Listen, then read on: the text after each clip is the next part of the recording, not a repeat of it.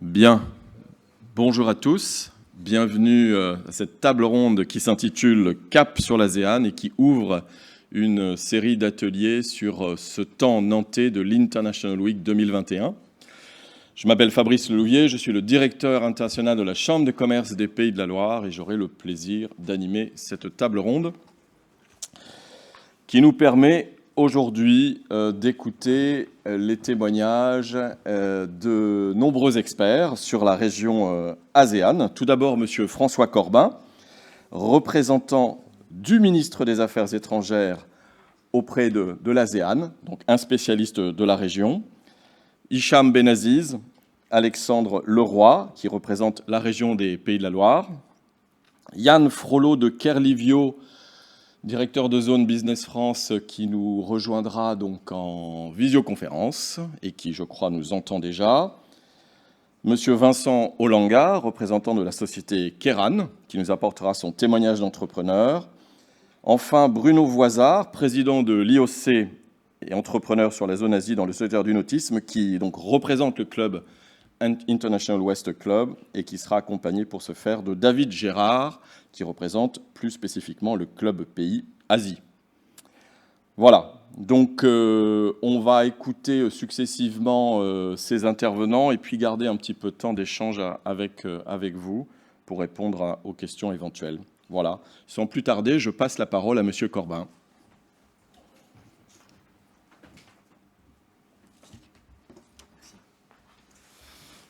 Merci, bonjour à tous et à toutes.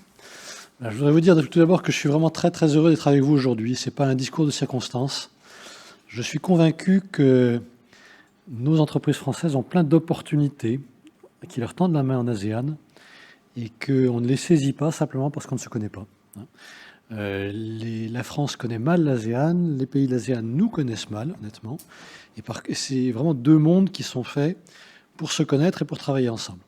En deux mots, c'est vrai que j'apparais avec un titre un peu institutionnel. Moi, j'ai été opérationnel toute ma vie. Je travaillais 23 ans chez Péchinet comme directeur d'usine, etc. Et 17 ans chez Michelin, où j'ai eu des fonctions donc opérationnelles et puis au comité exécutif du groupe.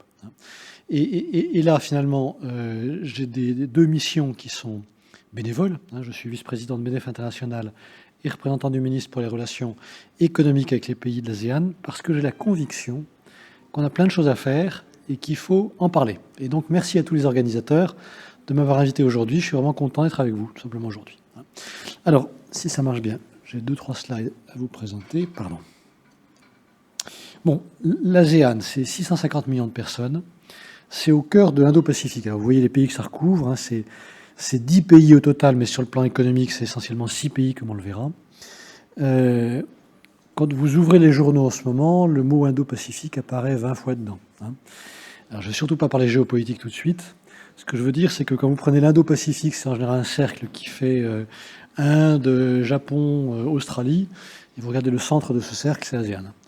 Et ça veut dire au fond que ce qui va se passer dans les années à venir dans le monde, c'est là-bas que ça va se passer avant tout, en particulier sur le plan économique, et que vous êtes au cœur d'une région d'un dynamisme absolument incroyable. Alors, en ordre de grandeur, quelques chiffres. Le PIB de l'ASEAN, c'est 3 000 milliards de dollars environ, chiffre 2019, avant la pandémie. 3 000 milliards, c'est à peu près la totalité du PIB de l'Afrique ou de l'Amérique du Sud. Donc on est sur des volumes qui sont significatifs. Et sur un nombre de pays au total, vous voyez que vous avez 6 pays qui font à peu près l'ensemble de ce PIB. On est donc sur des volumes d'affaires importants. Si vous prenez le graphique que je vous ai mis là, vous avez le PIB qui est en abscisse et vous avez le PIB par personne en ordonnée. Vous voyez que vous avez deux pays à très très haut niveau de vie qui sont Brunei et Singapour, qui sont un peu particuliers, mais vous avez la Malaisie, la Thaïlande, l'Indonésie, les Philippines et Vietnam, qui sont des pays avec des PIB élevés et des PIB par personne qui sont au moins de 4 000, qui sont entre 4 000 et 10 000 dollars par personne et par an. Alors, on ne doit pas s'en réjouir, mais en plus, c'est des pays où les inégalités sont assez fortes. Et ce qui fait que, derrière cette moyenne, ça couvre un éventail assez large, et donc une classe moyenne avec un pouvoir d'achat important, qui est tout à fait significatif, qui est environ 150 millions de personnes. Alors, le point clé, c'est qu'avant Covid, et je dirais deux mots du Covid en ASEAN, avant Covid, la croissance moyenne de l'ASEAN sur 20 ans a été de 5% par an. Donc un rythme de croissance considérable. Alors, pourquoi on a une telle croissance? Je crois que c'est important de le comprendre pour se projeter dans l'avenir. Le premier point, c'est qu'il y a environ 20-30 ans, ces pays-là ont fait beaucoup de réformes structurelles de tout leur système, légal, fiscal, etc., qui les ont ouverts sur le monde. Ils se sont ouverts sur le monde et sont devenus une base d'exportation. Donc des entreprises occidentales sont venues, se sont implantées, et de ce fait-là, ont créé cette base qui est très très compétitive à l'export, en Asie avant tout, mais dans le monde entier. Et faisant travailler ces gens dans l'industrie, eh bien, on a créé un enrichissement et donc une classe moyenne de 150 millions de personnes dont je vous parlais auparavant. C'est important aussi d'avoir en tête que ces pays ont des PIB qui sont constitués entre 75 et 80% par l'industrie et les services. C'est-à-dire que on peut les voir comme des pays agricoles. En fait, c'est faux. Ce sont des pays d'industrie et de services essentiellement. Et puis, dernier point, c'est que ces pays sont peu endettés, ce qui fait qu'ils ont des marges de manœuvre pour réagir en cas de difficulté. Alors, le Covid arrive. Les premières vagues les ont assez peu touchés. La vague actuelle les touche beaucoup, parce que beaucoup de ces pays ont peu vacciné, et que le variant Delta étant beaucoup plus contagieux, il se propage. Donc effectivement, là, on a une année 2021 qui est impactée. Mais je dirais, on va avoir un total sur l'ASEAN de 2020 plus 2021 qui va faire croissance zéro à peu près au total. Ce qui est important de bien comprendre, c'est que les causes structurelles que je vous ai énoncées auparavant, elles perdurent après Covid. C'est-à-dire que toutes ces réformes qui ont été faites, toute l'ouverture, cette base de compétitivité, elle existe, et ce qui fait que je suis certain que la croissance va continuer. Et pour les entreprises françaises qui cherchent des opportunités de croissance, on peut espérer que l'Union européenne va croître, mais on sait très bien que dans les années à venir, ça ne va pas être 5% par an. Et donc, il y a cette opportunité qui est là et qu'à mon avis, il faut absolument saisir. Je rajouterais que certains pays, et je pense en particulier au Japon et à la Corée, se posent beaucoup de questions sur les localisations de leur chaîne de valeur en essayant de les diversifier et investissent beaucoup plus encore que par le passé en ASEAN plutôt qu'en Chine. Opportunité supplémentaire. Alors, je vais essayer de vous lister les grands domaines d'opportunités dans lesquels nos entreprises peuvent être concernées.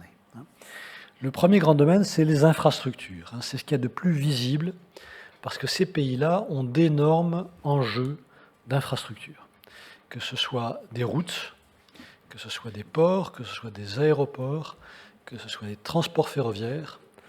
Ils ont une croissance très rapide. Ils ont encore des infrastructures qui n'ont pas évolué au rythme suffisant et ils consacrent des sommes extrêmement importantes aux infrastructures. Alors, comme toujours dans le domaine politique, on a des grandes annonces qui, quelquefois, sont un peu moins suivies des faits, mais là, on parle de dizaines ou centaines de milliards de dollars envisagés pour des infrastructures, même si c'est que la moitié qui est réalisée, c'est des sommes considérables. Donc, port, aéroport, routes, ville durable. Ville durable, tout ce qui est traitement des déchets, traitement des eaux, numérique pour la ville, énergie renouvelable. Ces pays-là ont souvent des grands sujets énergétiques et sont en fait très sensibilisés au changement climatique, quelquefois pour des raisons purement géographiques. Vous prenez des villes comme Jakarta ou Bangkok, si l'océan monte effectivement d'1 mètre, ces villes-là sont sous l'eau. Il y a des opportunités de défense dans certains pays, comme les Philippines, et donc on est sur des dizaines de milliards. Alors, pour tout vous dire, il est souvent difficile, je pense à des grands groupes français, d'être en rang 1, c'est-à-dire d'aller voir des autorités publiques et de dire « je suis votre opérateur pour tel gros projet ». Ça arrive.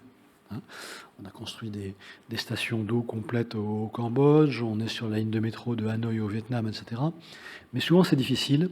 C'est difficile parce que ces grands projets sont souvent financés par la Chine ou le Japon, avec une préférence nationale. Et puis, il faut le dire aussi, il y a des questions de corruption. Et je crois que nos entreprises françaises sont exemplaires en la matière.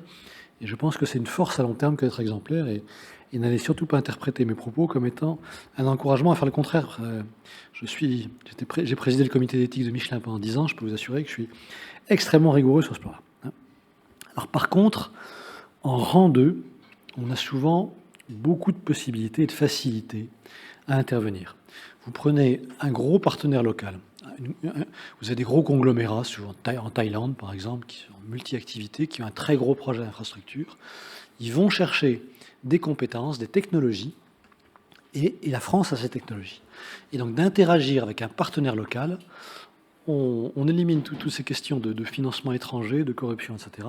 On apporte notre expertise, on la valorise, et il y a des partenariats dans ces pays-là qui marchent très très bien. Donc ça, c'est la première nature de projet qu'on peut avoir. Deuxième grande nature de projet, c'est d'aller s'implanter là-bas pour faire une base de réexport. Et je crois qu'il faut qu'on n'ait aucun scrupule à faire ça, parce que en créant des bases là-bas, on vient aussi quelquefois, très souvent, de renforcer l'emploi en France. Bon, moi, j'ai travaillé très longtemps chez Michelin, comme je vous le disais. On est implanté depuis 30 ans chez Michelin en Thaïlande. On a, je dirais, peut-être la plus belle base industrielle au monde implantée en Thaïlande.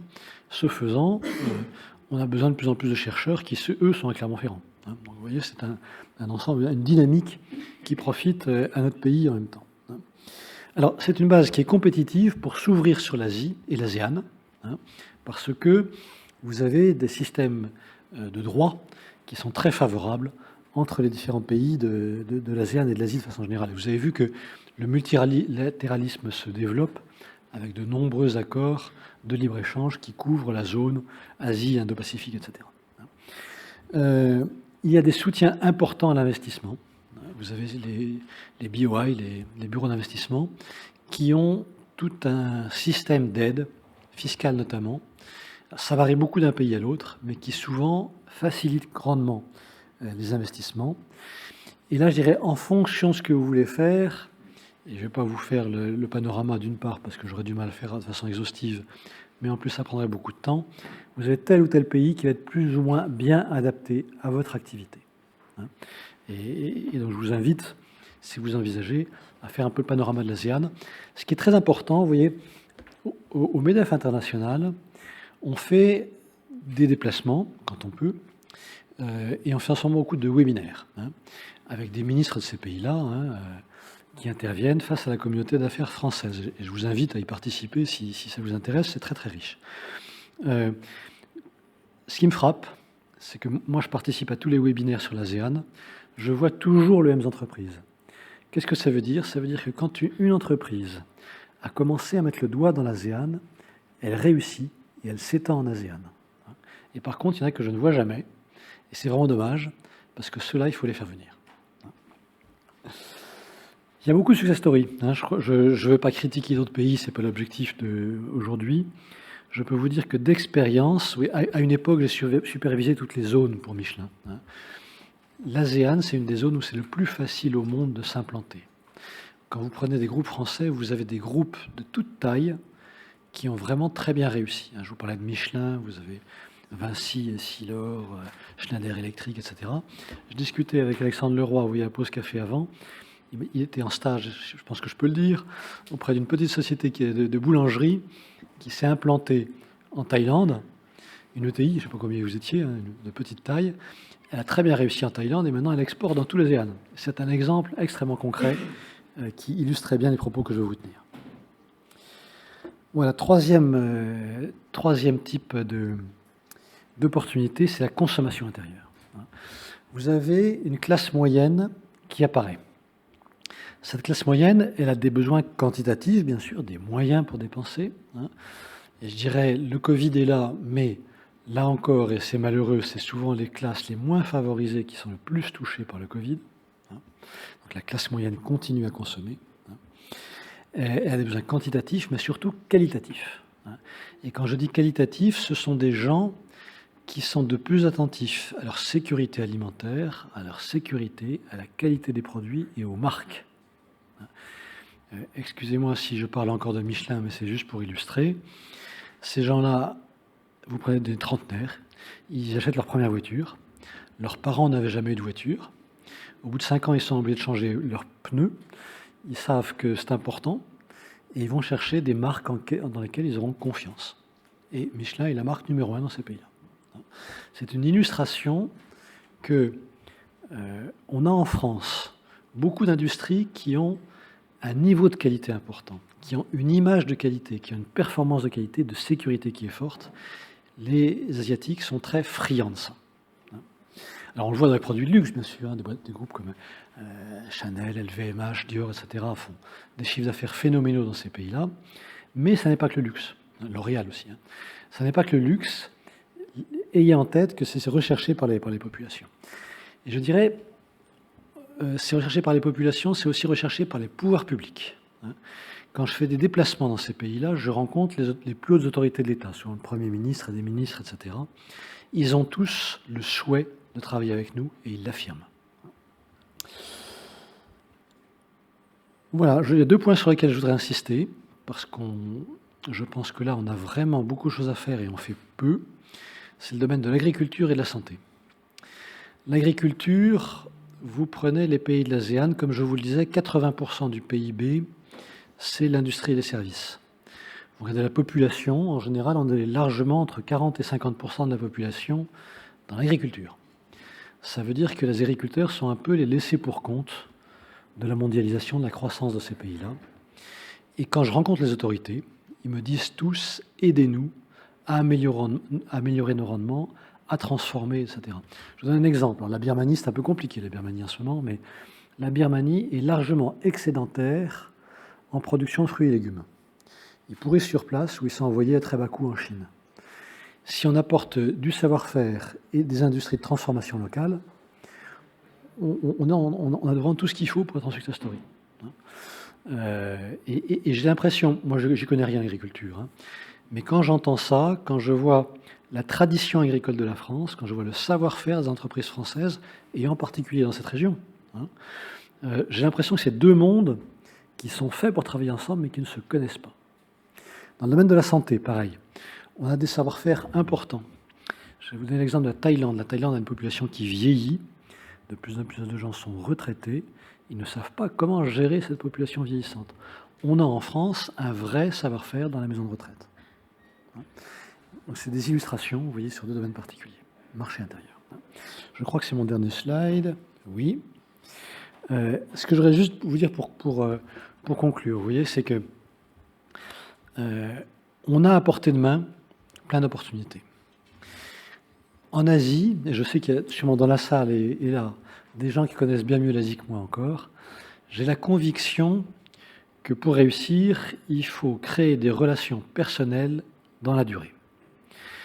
Et je fais de temps en temps des réunions avec les conseillers du commerce extérieur. J'étais avec les Vietnamiens il y a quelques semaines, là, et l'un d'eux m'a dit, vous savez, avant qu'on ne puisse plus se déplacer, quand on voyait une ETI française qui, en 18 mois, venait 3 fois, elle repartait toujours avec un contrat.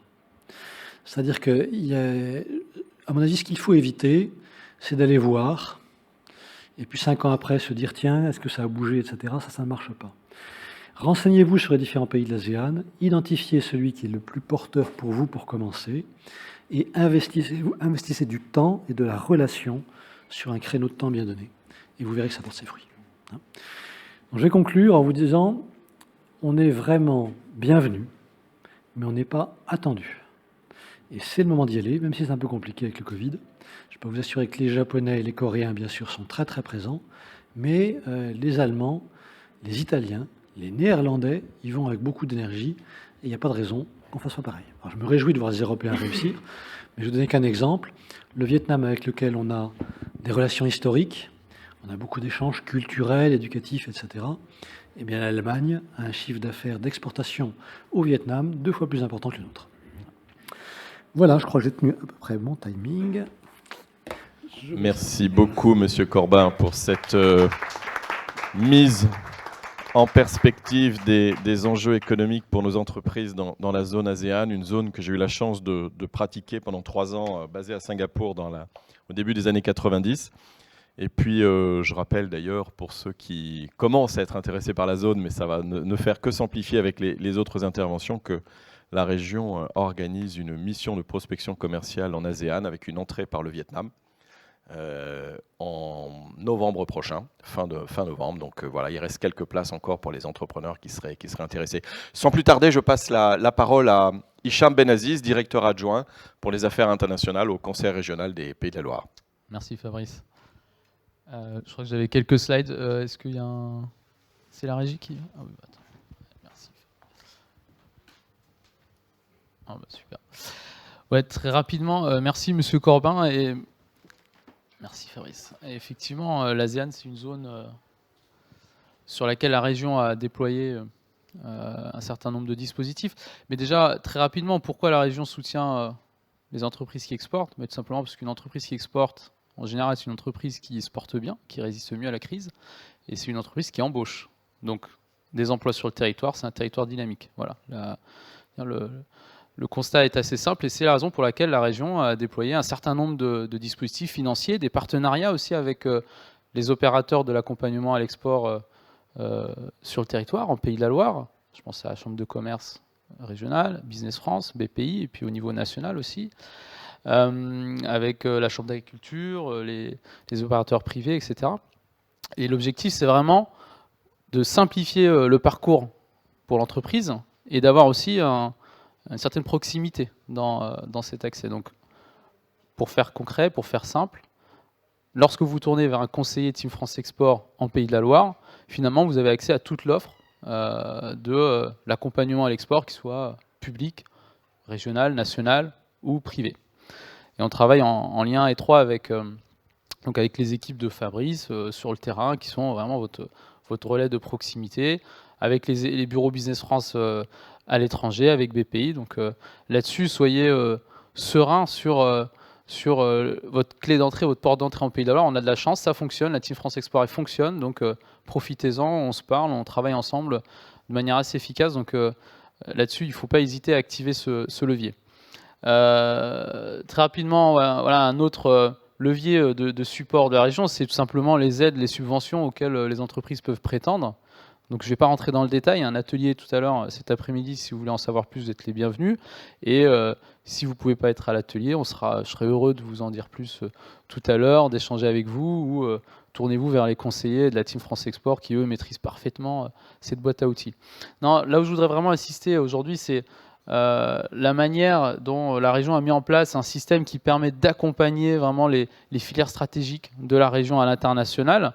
D'abord, c'est vraiment un plan d'action qui est dédié aux principales filières stratégiques de la région, qui sont en cours d'élaboration. À ce jour, on travaille sur la viande, sur le vin, sur les EMR, le maritime. Demain, on va lancer des plans d'action sur tout ce qui concerne le médical, sur des filières, le végétal spécialisé, les produits transformés, et on en aura encore d'autres en 2023. Donc tout ça se met en place. Et puis, surtout, un réseau d'envoyés spéciaux qui sont des collègues basés à l'international au sein des bureaux Business France et dont le rôle est d'être les yeux et les oreilles du territoire à l'international. Ils nous font remonter les opportunités du terrain et nous, derrière, on les traduit pour vous et on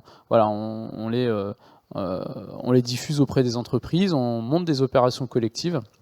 Donc ce réseau, vous voyez, ils sont 5. L'Amérique du Nord, l'Europe du Nord, l'Afrique de l'Ouest, l'Asie du Nord-Est et évidemment l'ASEANO qui nous intéresse aujourd'hui. Je vais vous présenter donc Alexandre, enfin il va se présenter à vous, je vais lui céder la place et comme ça vous en saurez un petit peu plus sur ce dispositif et la manière dont vous pouvez travailler avec lui. Alexandre, je te laisse la place et viens t'installer.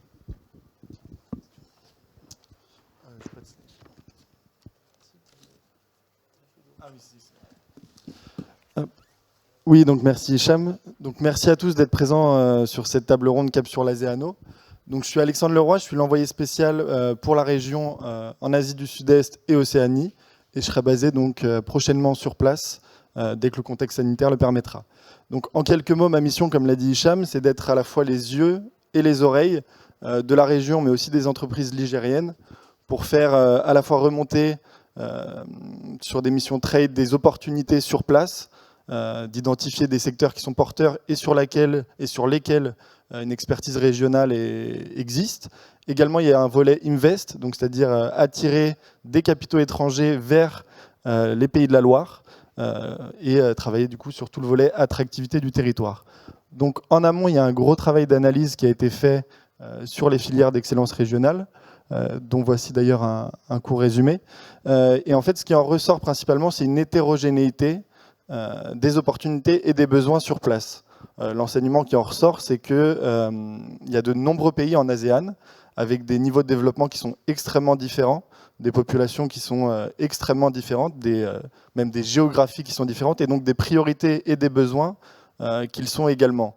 Donc, par conséquent, tout l'intérêt et la meilleure manière de fonctionner pour une entreprise, je pense, c'est de s'intéresser à tous ces pays-là et d'identifier celui sur lequel les besoins correspondent le plus à son offre. Et c'est pour ça qu'on a travaillé du coup ces différents sujets. Je peux vous en dire quelques-uns assez rapidement. Sur l'agroalimentaire, par exemple, au Vietnam, on observe qu'il y a une classe moyenne jeune, urbaine, qui émerge et qui s'intéresse à des produits premium, qualitatifs français sur ces sujets. On a aussi le maritime, et notamment le maritime durable en Indonésie, qui dispose le deuxième plus grand littoral au monde et qui souhaite le valoriser de façon pérenne. Et Vincent, du coup, pourra notamment vous en dire plus. Je pense qu'il vous en reparlera.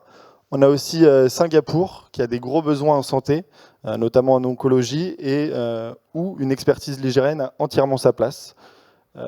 Donc, pour travailler tous ces marchés et toutes ces opportunités, on travaille sur différentes opérations qu'on coordonne, de concert notamment avec Business France, et notamment, justement, comme on en parlait, une mission Vietnam multisectorielle qui aura lieu du 29 novembre au 3 décembre et organisée en partenariat avec Business France, et notamment, du coup, Yann Frollo de Carlivio, à qui je vais laisser la parole, qui doit être en visio. Merci Oui. Hicham et Alexandre. Donc voilà, sans transition, Yann, si tu nous entends, nous te passons la parole pour nous faire un petit retour d'expérience, donc toi qui es basé dans l'ASEAN depuis un certain temps maintenant. Oui, bonjour à toutes et à tous. Tout le monde m'entend, c'est bon, histoire de voir si ça fonctionne. C'est bon. Je m'entends en égo, donc je pense que c'est bon. Fabrice, tu me Parfait. confirmes? Oui, on t'entend très bien, Super. Yann. Bienvenue. Très bien. Merci beaucoup. Donc, bonjour à toutes et à tous. Bonjour Monsieur Corbin, on s'est rencontrés avant que je parte au mois de juillet. Donc peut-être, alors je sais que j'ai très peu de temps pour intervenir, mais justement mon intervention complète celle de François Corbin et celle d'Alexandre. D'abord, justement, sur la nécessité, c'était les termes utilisés par François, d'identifier le secteur, le pays le plus porteur pour votre produit, pour votre service. Juste quelques mots sur l'organisation de la Team France Export en Asie du Sud-Est et Océanie, parce que nous sommes organisés également la TFE dans cette zone avec l'Australie. Et donc, je ne sais pas si j'avais un slide, je ne sais pas s'il est prévu. J'ai 2 ou 3 slides, pas plus, hein, de toute façon. Ça y est, on le J'avais une projette, première hein, avec une on le carte. voit. Voilà. Ah oui, parce que moi je le vois pas, je suis désolé. Donc, savoir que l'organisation de la TFE en ASEANO, c'est 10 pays qui sont suivis soit directement par des bureaux Business France ou des concessionnaires de services publics que nous avons aux Philippines et à Singapour. Et dans 2 pays que nous ne couvrons pas directement, on a ce qu'on appelle des référencés, des partenaires de la Team France Export, auxquels vous pouvez vous adresser, qui sont à même de vous aider dans une démarche de prospection. Et alors l'autre spécificité de cette zone, c'est qu'on a vraiment une Team France Export qui se fait dans une logique d'entrée par filière dans la zone afin de vous conseiller, selon votre secteur d'activité évidemment, mais dans une approche multi-pays, hein. Et donc cette approche permet évidemment d'étudier en fonction donc, de votre produit, de votre service, de votre maturité à l'export, de votre cible de clientèle, le pays, le ou les pays à prospecter qui nous semblent le plus en phase avec votre projet, donc les pays pour nous les plus porteurs, même si évidemment au final le choix revient bien sûr à l'entreprise. Donc le deuxième slide, là, je vais vraiment parcourir de façon très rapide, si on peut passer, voilà. Je n'ai pas plus de slides, mais c'est vraiment pour parcourir de façon très rapide un balayage des secteurs qui nous semblent aujourd'hui les plus porteurs pour les PME et les ETI françaises en termes d'exportation, hein. On est plutôt basé sur l'exportation. Alors le premier, c'est évidemment, enfin celui que j'ai mis en premier dans la liste, ce sont les applications innovantes. Je crois que François Corbin en a parlé, Alexandre en a parlé. On est sur une population hyper connectée, hein, c'est vrai, et on a aussi donc des applications à la fois pour cette population très connectée, mais aussi au service des industries en transition de cette région. Encore une fois, des termes qui ont été employés en santé, en logistique, en sécurité, en smart city, avec quelques chiffres emblématiques, hein. On a une pénétration mobile, par exemple, sur la zone de 130%. On a plus de 400 millions d'utilisateurs d'Internet. On a près de 2 millions d'emplois qui sont prévus à être créés dans l'économie numérique d'ici 5 ans. Bref, vraiment un domaine connecté très fort avec trois axes majeurs, hein, qu'on remarque nous dans le marché sur place. Premièrement, le e-commerce, hein, avec une augmentation très forte ces dernières années et qui a été exacerbée pendant la période de Covid. À titre d'exemple, je citerai l'Indonésie, hein, qui est au premier rang des pays dans le monde en termes de croissance du e-commerce ces dernières années. Au Vietnam, le pays où je me trouve, hein, puisque notre tête de zone pour le réseau TFE ASEANO est à Hanoï, donc une augmentation annuelle de 40%.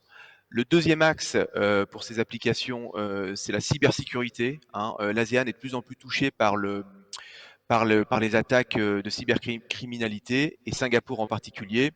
Et voilà, encore une fois, savoir que la Malaisie est leader dans la zone avec 75% du marché de la cybersécurité prévu d'ici 2025 en ASEANO. Et puis le troisième axe, c'est la fintech, avec beaucoup de financement dans ce secteur, hein, qui est en très forte hausse.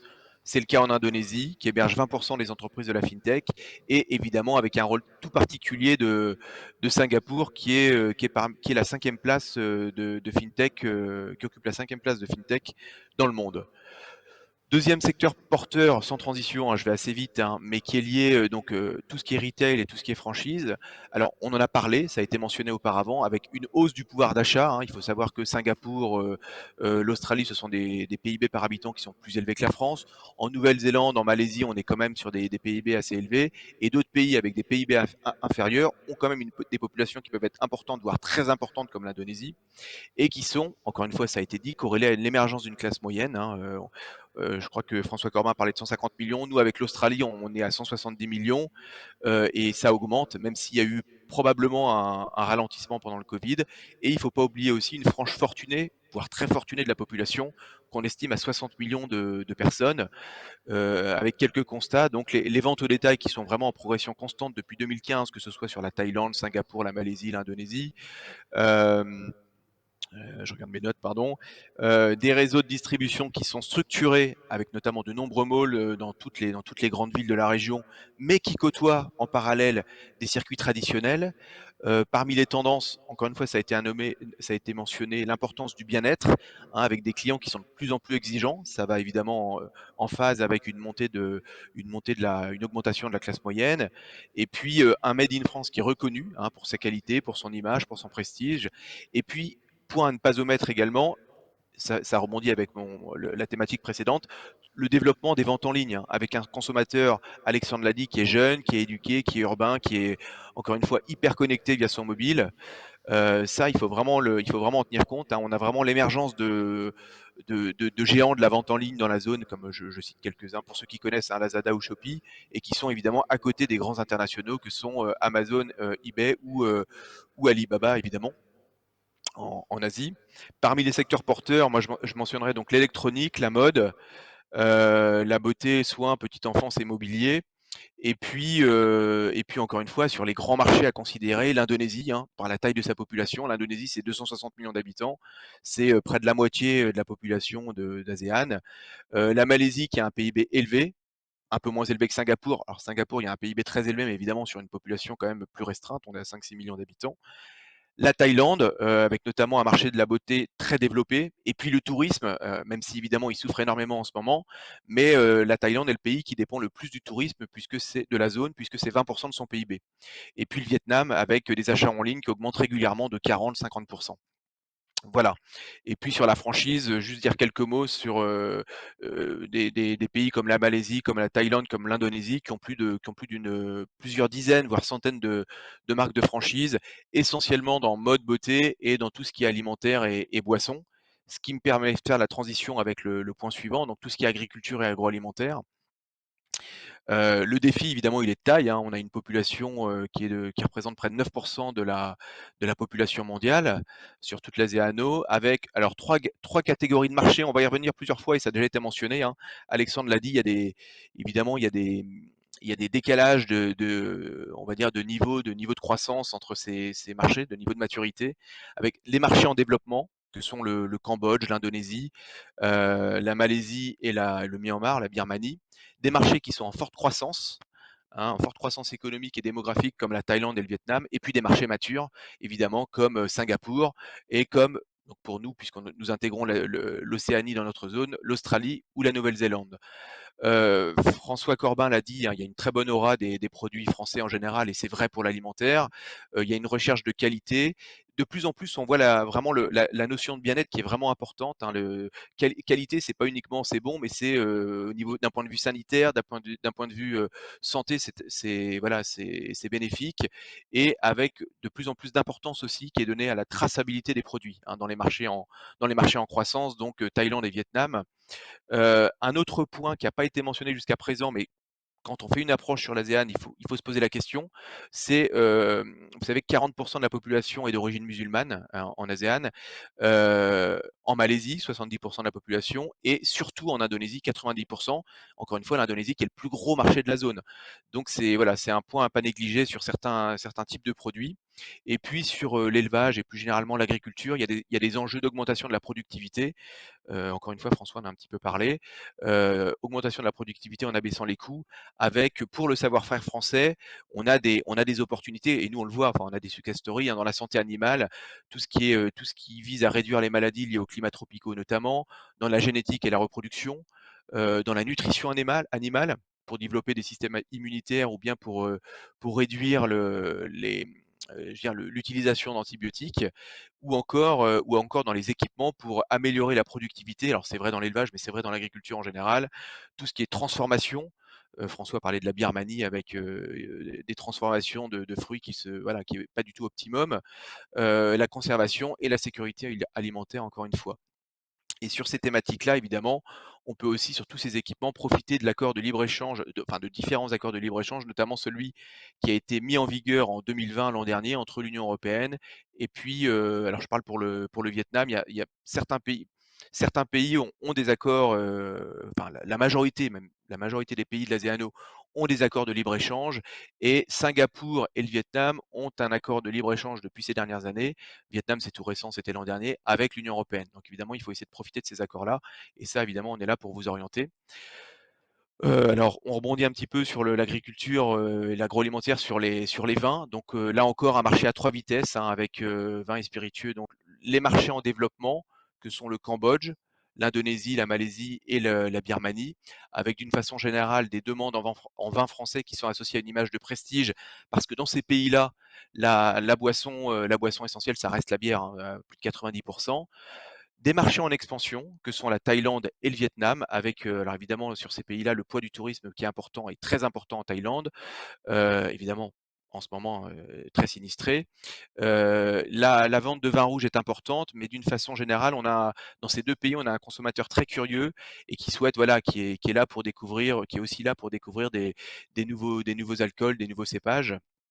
Et puis des marchés matures, Singapour évidemment, la Nouvelle-Zélande, l'Australie, où là, on a plutôt un consommateur qui cherche à découvrir des nouveaux vins, voire des alcools, je dirais plus sophistiqués, alcools bio ou issus d'une agriculture biodynamique. J'ai bientôt terminé. Donc, je pense un sujet aussi qu'on ne peut pas ignorer, c'est l'économie bleue. On est sur une zone qui est vraiment étirée entre 2 océans sur l'axe Indo-Pacifique, avec, ne serait-ce que pour les Philippines, l'Indonésie, plusieurs dizaines de milliers d'îles, hein, voilà. On est sur un carrefour maritime avec 50% du commerce mondial qui passe par la mer de Chine méridionale et donc des grands enjeux géostratégiques dans la région et évidemment beaucoup de projets qui sont liés au maritime. Les infrastructures portuaires, notamment à Singapour et en Malaisie, la construction navale au Vietnam, en Indonésie et puis en Australie, hein. Il faut savoir que l'Australie voit 95% de ses échanges qui se font par la mer. L'éolien offshore également, qui est une piste notamment au Vietnam, le pays où donc je me situe. Et encore évidemment la logistique et la sécurité maritime. On en a, encore une fois, on a l'Australie dans notre périmètre.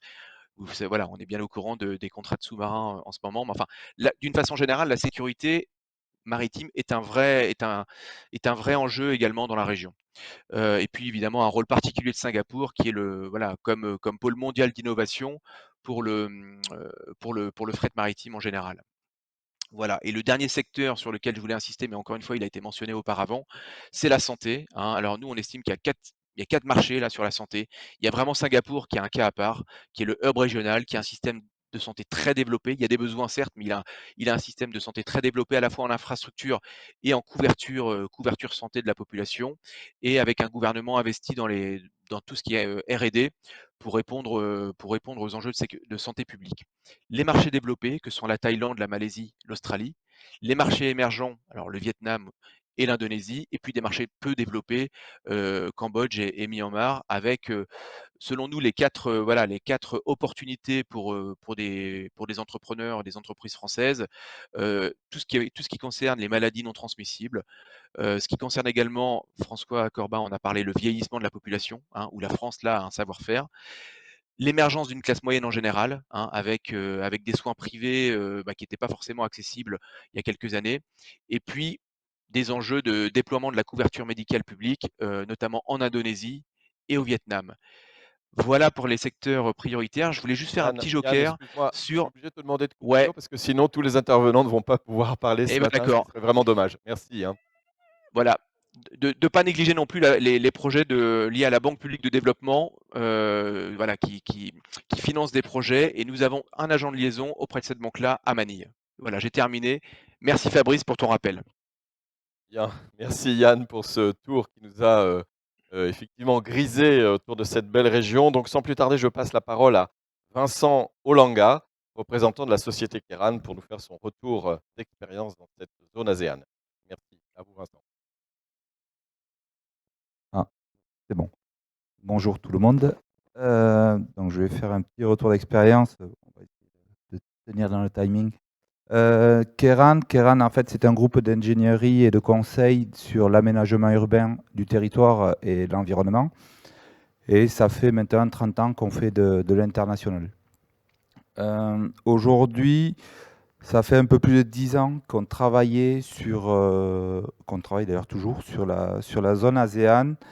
On travaille principalement sur des financements de bailleurs, de fonds, donc AFD, World Bank, Banque asiatique de développement. Et en fait, on s'est rendu compte que on a eu la chance d'avoir une certaine croissance dans la zone avec 4 pays qui sont quand même cibles, qui sont le Cambodge, le Laos, le Vietnam et l'Indonésie, et sur lesquels nous avons travaillé beaucoup sur les sujets d'infrastructure, que ce soit transport, eau, assainissement, changement climatique et autres. Et à un moment donné, on s'est bien rendu compte que si on voulait continuer notre croissance dans la zone, il fallait qu'on passe le pas et qu'on passe le cap d'avoir une présence régionale de façon continue. Et c'est pourquoi on a ouvert en fait une société qui s'appelle Keran Asie et qui est basée à Singapour. Alors pourquoi Singapour? Parce que c'est quand même un des sujets, je pense, qui peut intéresser les personnes ici présentes. Parce qu'en fait, on pourrait se dire, après tout, on est au Cambodge, au Laos, plus au Vietnam, donc pourquoi pas plutôt le Vietnam que Singapour? C'est qu'aujourd'hui, il y a quand même encore des difficultés d'ouvrir des sociétés dans ces pays-là, parce qu'il y a un poids administratif qui est très fort. Je reste poli et correct. Et c'est vrai que aujourd'hui, Singapour est un vrai accélérateur et c'est très simple d'ouvrir des sociétés au sein de Singapour. Il y a aussi tous les sujets de remontée des capitaux au sein de sociétés européennes, dans les sociétés françaises. Et c'est vrai qu'il y a toute cette simplicité. Et par les accords de libre-échange, ça ne nous empêche pas de pouvoir du coup rayonner sur toute la zone, dans les pays auxquels on travaille. Je confirme le dynamisme de cette zone-là, qui est très très impressionnante et qui nécessite aussi du coup une présence plutôt locale. Pourquoi? Parce que ça va vite, ça va fort, et si vous voulez avoir des opportunités, c'est aussi comme ça qu'on les a. Alors, on a commencé, nous, depuis la France, donc c'est aussi possible. Il ne faut pas penser qu'il faut être obligatoirement présent, mais c'est un accélérateur, clairement, et on le voit bien. Pour donner un exemple, j'ai été à Singapour pour ouvrir la société en février 2020. J'y suis toujours pas reparti à cause du Covid, mais bon, je vais y repartir. Mais Chi Nguyen, notre directrice là-bas, a continué à travailler malgré le Covid. Il y a eu des opportunités. On vient de remporter l'assistance technique du BRT d'Ho Chi Minh, par exemple, au niveau des transports. Et voilà. Donc, malgré tout ça, malgré ce contexte Covid, malgré qu'il n'y ait pas tant de croissance que ça, eh bien, on a continué.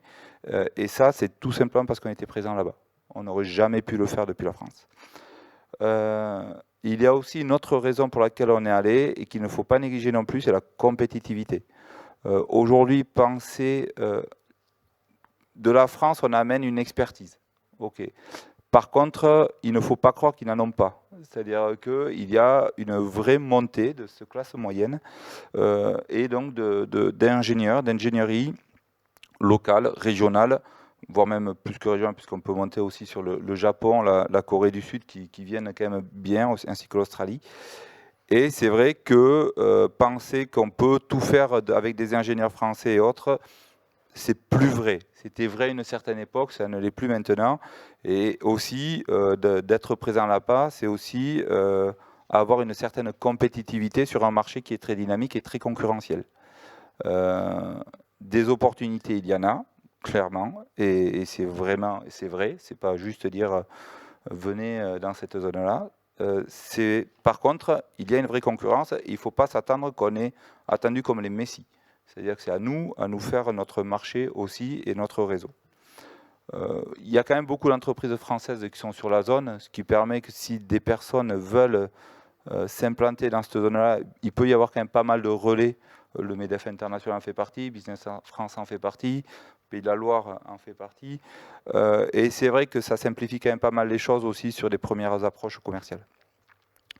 Voilà, donc aujourd'hui on est 5 personnes sur cette zone-là, on a vocation à être plus nombreux. Normalement, pour l'instant en tout cas, je touche du bois, mais ça marche. Voilà.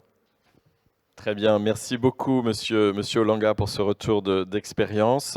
Je passe la parole aux 2 représentants en fait, du club International West Club, donc Bruno Voisard, son président, et David Gérard qui anime le club Pays Asie. Bonjour à tous. Alors je vais commencer par la casquette IOC, International West Club. Donc c'est un club de 250 en gros entreprises exportatrices ou à l'international. Et le sujet, c'est de s'échanger les bonnes pratiques, les bonnes informations, etc. Je regardais avant de venir dans l'appli qu'on vient d'ouvrir, qui est un annuaire de tous les membres. On peut voir directement qui est installé. Donc on retrouve Keran qui a eu une implantation. Donc on peut savoir immédiatement qui fait quoi, soit exporte, soit est implanté, soit donne du conseil. Et je regardais en moyenne sur les plus gros pays de la zone, on a toujours au moins 15 entreprises qui s'annoncent comme liées à ces pays-là. Donc ça peut être une façon, mon voisin en est l'exemple, de peut-être héberger, peut-être donner une bonne idée. Donc ça, c'est le club IOC. Pour ma part, moi, je suis un professionnel du nautisme, longtemps constructeur de catamarans, Nautitech catamaran, pour ceux qui connaissent la voile. Et donc, en gros, le nautisme, c'est 85% d'export aujourd'hui dans ce genre de bateau. Et bien évidemment, ces zones-là sont intéressantes parce qu'on voit ce qui se disait tout à l'heure sur les classes ou moyenne et supérieure, c'est des très beaux marchés. qui peuvent se passer par Internet en ce moment, parce que les commandes de bateaux, là je rentre des salons, puisqu'on a fait Cannes, La Rochelle en cours et Monaco, et on voit qu'il y a toujours des flux, des commandes, etc. Ce n'est pas des marchés énormes, mais voilà, tout ce qui est loisir fonctionne plutôt bien. Je rebondis sur ce que disait Yann tout à l'heure sur l'économie bleue en général, et donc c'est un travail qu'on fait un peu nous tous. On est très évidemment partenaires de la région et de la team et maintenant de MEDEF International pour faire remonter les infos qui sont, voilà, on a une côte, on veut la développer, alors plaisance, pêche, éolien, etc. Et il se trouve qu'on a tout en Pays de la Loire je pense qu'on doit être la région peut-être du monde qui est la mieux lotie pour répondre à des sujets comme ça. Donc voilà, grosso modo, une belle zone. Je rajoute juste une chose, c'est que quand on en avait parlé avec Fabrice des thèmes de la journée, on avait dit, une des idées, c'est de mettre ce qui est en général en dessous des radars. Le radar, c'est souvent la Chine, les États-Unis. Voilà, on est sur des grands pays d'exportation, et puis on a nos habitudes. Et on le dit avant la réunion, on en parlait. Voilà, je pense qu'il faut s'intéresser. On fera tout à l'heure le Moyen-Orient. Voilà, des pays autres. Voilà, je termine. Merci. Rapidement, effectivement, dans la continuité du club, nous avons créé à l'intérieur de IOC des clubs pays. L'objectif, c'est quoi? C'est de pouvoir se réunir, pouvoir se parler, pouvoir échanger sur des bonnes pratiques. Le Covid nous a un petit peu maintenus à terre. Et l'idée, ce que nous avons fait assez rapidement, c'est de recréer à la fois en visio et en réunion physique des rencontres entre les personnes qui avaient l'habitude de se déplacer ou qui souhaitent retourner se déplacer. Donc au niveau du Club Asie, on a aujourd'hui une 50aine d'entreprises. On a créé un WhatsApp. La semaine dernière, il y avait des échanges très intéressants sur tout ce qui était logistique, avec des difficultés que l'on connaît tous. Et puis, un peu plus début d'année, nous avons pu refaire des visios avec notamment Jacques Briand aux Philippines, en direct, le bureau Pramex à Singapour, pour avoir un retour vraiment de ce qui se passe sur place, d'essayer de comprendre ce qui fonctionne ou pas, quoi. Donc voilà, donc on a créé ce club pays, comme les 4 que vous pouvez voir ici, les 5. Donc n'hésitez pas à nous rejoindre, c'est assez simple, vous avez déjà une adhésion à IOC, donc c'est juste la volonté de se dire je souhaite m'inscrire et participer à tout ça. Pour ma part, en 1 minute, j'ai vécu effectivement 5 ans en Chine et je reconnais que la tendance protectionniste que l'on connaît sur ces pays-là doit nous amener aussi à regarder autour, et l'ASEAN fait partie je pense, des pays à regarder. Merci beaucoup David pour ce complément donc, sur le fonctionnement du club IOC. Donc, vous l'avez vu, beaucoup d'informations à vous communiquer aujourd'hui, beaucoup d'envie en fait de cette zone ASEAN. Il nous reste 1 minute pour prendre peut-être une question, s'il y en a effectivement dans la salle, si la masse d'informations qui vous a été communiquée en fait depuis 9 heures ne vous a pas complètement effectivement satisfait, ou s'il vous reste encore des interrogations. Ça n'a pas l'air d'être le cas. On va essayer... Ah, si, un bras se lève. Donc, monsieur, on va vous donner un micro pour que votre question puisse être enregistrée. Oui, bonjour. Odyssée Environnement, on est dans le domaine du traitement d'eau industriel et notamment tourné vers l'écologie, une approche écologique du traitement des eaux industrielles. Notamment par rapport à l'écologie, les pays d'Asie, comment se positionnent-ils ? Alors, qui veut prendre cette question? Monsieur Corbin? Ou, allez, Société Kéran. Un entrepreneur répond à un autre entrepreneur. Il y a une vraie prise de conscience là-dessus. Je m'explique, ces dernières années, ils étaient quand même surtout axés sur un développement par la dynamique de croissance, sauf qu'on se retrouve maintenant à des vraies problématiques, en tout cas au niveau de la ville, sur les problématiques de congestion, de pollution, de déchets, de traitement des eaux, des industriels, parce qu'en fait, la problématique des industriels, c'est que du fait de cette grosse croissance, ils ont quand même assez négligé toutes ces parties environnementales-là, et ils sont obligés de s'y mettre. C'est-à-dire qu'aujourd'hui, comme la Thaïlande, l'Indonésie, qui un de leurs créneaux, c'est le tourisme. Aujourd'hui, ils ne peuvent plus se permettre d'avoir cette image-là de décharge ou de problématiques environnementales pour faire venir les Australiens en vacances, les Russes en vacances ou toute la zone là-dessus. Et donc, il y a une vraie prise de conscience. Il y a de plus en plus un souhait de la politique des pays de mettre en place des conventions avec les industriels sur les rejets et donc, du coup, les nécessités de traitement. Donc, il peut y avoir en effet des opportunités sur ces parties-là, qui étaient moins vraies, je pense, il y a une dizaine d'années. Monsieur Corbin, vous voulez compléter? Si je peux rajouter, quand je discute avec les autorités de ces pays-là, ils sont très très soucieux de la question, et je pense qu'ils sont en pleine dynamique d'évolution. Et je peux vous assurer que le domaine dans lequel vous travaillez est un des domaines sur lequel il est évident que l'expertise occidentale est recherchée. Et vous savez sûrement qu'il y a un certain nombre de sociétés qui réussissent très bien et qui ont des vrais success stories en la matière. Merci beaucoup. Je suis désolé, malheureusement, le temps a filé. Je suis obligé de conclure cette table ronde sur l'ASEAN en remerciant d'abord tous les intervenants d'être venus partager leur expérience et leur expertise. Un merci particulier à Yann qui nous a rejoints donc depuis le Vietnam. Les images des palmiers en fait dans la cour derrière toi nous donnaient déjà un petit côté justement sympathique de cette belle zone. Voilà, j'espère qu'on vous a donné envie d'ASEAN. Go to ASEAN. Et puis, je vous souhaite un bon déroulement pour cette journée aujourd'hui, International Week à Nantes. Voilà, à très bientôt, au revoir.